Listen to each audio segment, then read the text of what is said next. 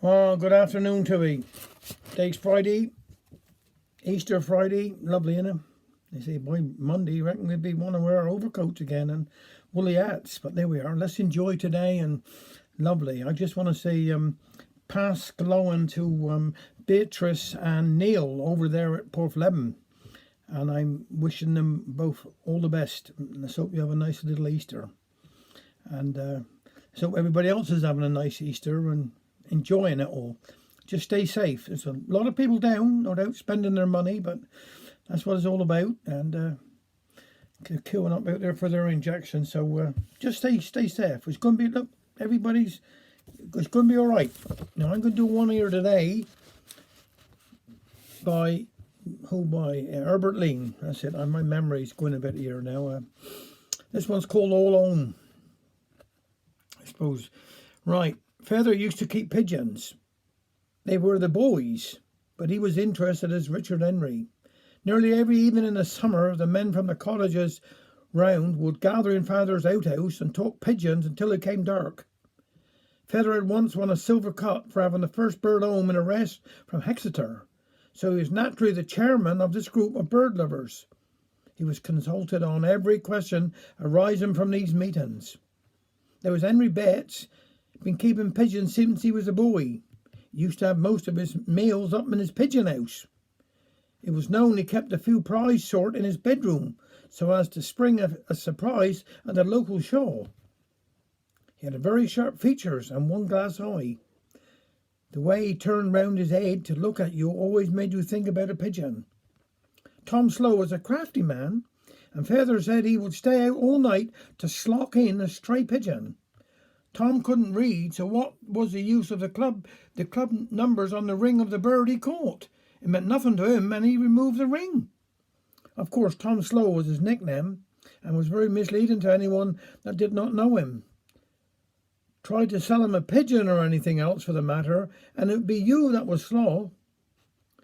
One of the most keen members was young Matty. He was over 40 and had an older brother also called Matty. They never expected this son to live, for he was some wish baby, so his father, also called Matty, said to avoid the family name dying out, he called both boys Matty. They were known as Young Matty and Old Matty. Young Matty was left a tidy little sum of money when his father died. Some said he was going to be married, but no, he bought some more pigeons. He declared he never regretted it, for, says he, they're in by night, so I know where they are. But if I got married, she'd be out, and I shouldn't have no company. A pigeon to always know the way home. Races would be arranged, and birds sent from all over the village to a town many miles away. At a given time, these pigeons were set free, and prizes awarded for the first to reach home. Names and numbers fastened to the pigeons had to be removed on the return and taken to Father's outhouse to be clocked in.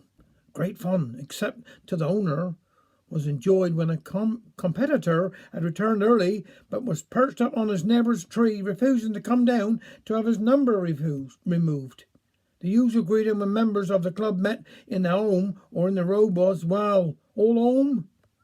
The old outhouse was packed one night. Feather had lit fire in the fringle for the evening. Had turned quite cold, and also it was henting down with rain. It was almost impossible to see across the room, as they were all smoking, including the fire. Richard Henry used to love these evenings and dreaded for the time to come when he was sent in. "What is it makes a tumbler pigeon tumble?" asked Richard Henry. This was a question none could answer, and to cover up Father's confusion, the boy was told to go along in with Mother and reminded boys should be seen and not heard. "All right," said Richard Henry. "Ask me to get a bit of hay when farmer's gone market, and I shan't go." "Well, sit down and keep quiet." They discussed the last race and the next, when the door opened and in come young Matty.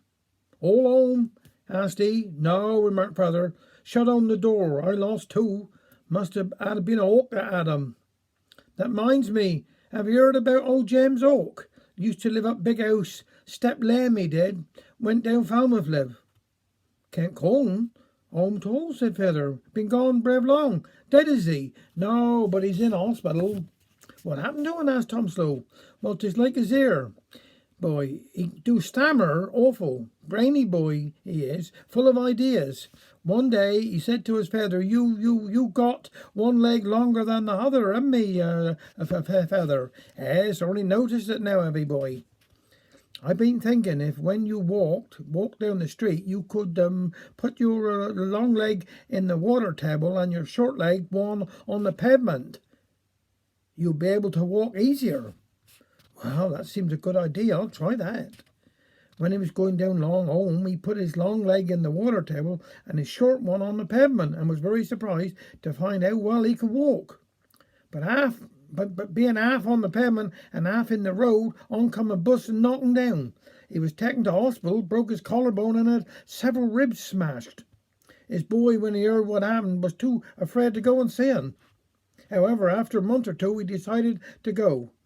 Well, Feather, how are you now getting on? Asked the boy. Oh, not so bad, replied Feather. Since I've been in here, I've had plenty of time to think. Well, what have you been thinking about? What are you thinking about, Feather? Me? Yes, I found out a way to stop your stammering. You have, Feather? Yeah. Yes. Keep your mouth shut. That's a good one, said Feather. Now, before I lock up, here's something to make you think. How is it you hardly hear a woman stammer? Have a nice weekend. Take care.